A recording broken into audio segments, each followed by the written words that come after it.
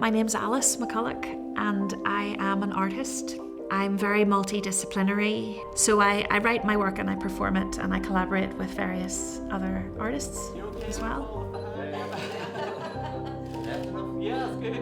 I was in psychiatric hospital when I was 18 years old, so right at the beginning of my adult life I had this profoundly traumatic experience that completely changed the game for me, and the doctor said I could be schizophrenic. And then eventually they settled on, oh no, you're classic bipolar, you're definitely bipolar. And that's what my psychiatrist would say now today. But for me, my condition has at certain points been really consuming, and I use that in my work. Sing a song of witches if you want to die. Gather up the I am fascinated by the history of mental illness, and to me the witch trials at Island Magee, this was the last witch trial in Ireland. To me it's about mental health. Some say she was mad. Some say there must have been a reason why she did it, condemning all those women. Some say she had a strange power, how the men listened. Some say it happened when she was digging. Go looking for the dead and you will find them. Some say it came upon the wind that day, across the water, from Salem to Scotland, and then she stepped aboard the ship to Ireland, and our story begins.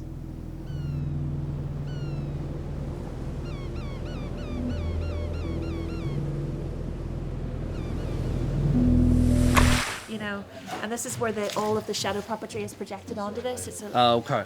So we have all kinds of different ways that we're still working to make things as accessible as possible. One of those things is that we offer a touch tour. It's an underwater section. So this is a bit of a larger one.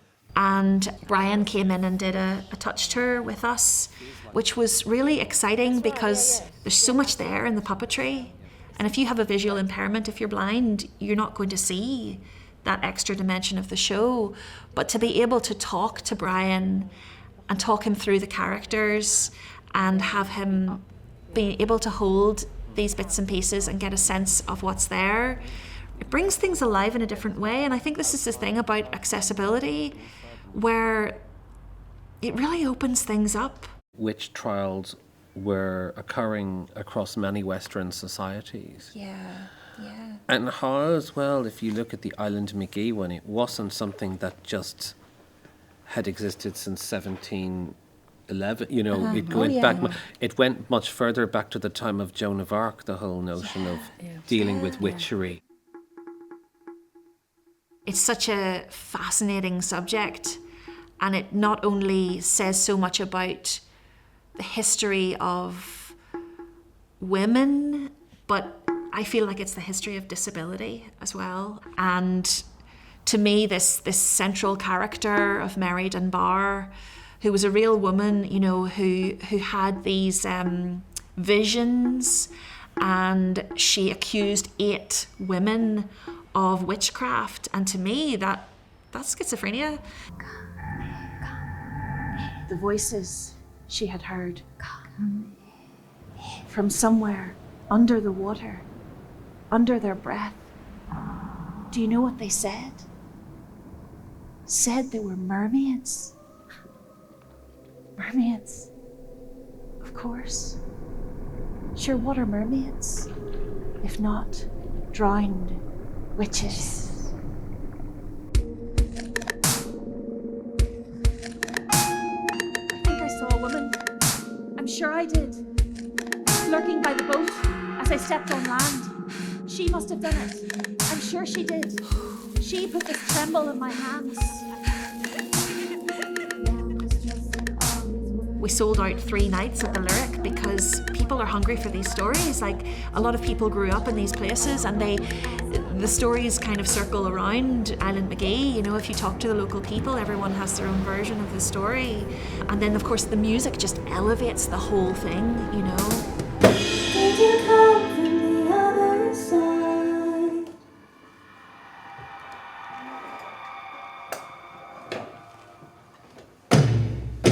She felt smothered by this feeling. She needed to go somewhere she wouldn't hear her own bones echoing. Outside, the sky was letting go of the day. It was just before darkness, in that in-between time. Great. I've exported that new track. I'd like to click on it, so I need to redo it. That's what's going on. I wondered, like, what?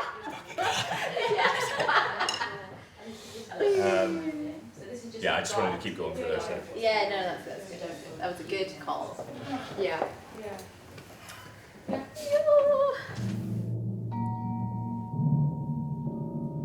They were put in the stocks multiple times, where angry and frenzied mobs of people would gather on market day to willingly and forcefully throw rotten fruit and stones at them, causing one of the women to lose an eye. All 8 women were then taken to serve a year in Carrickfergus jail.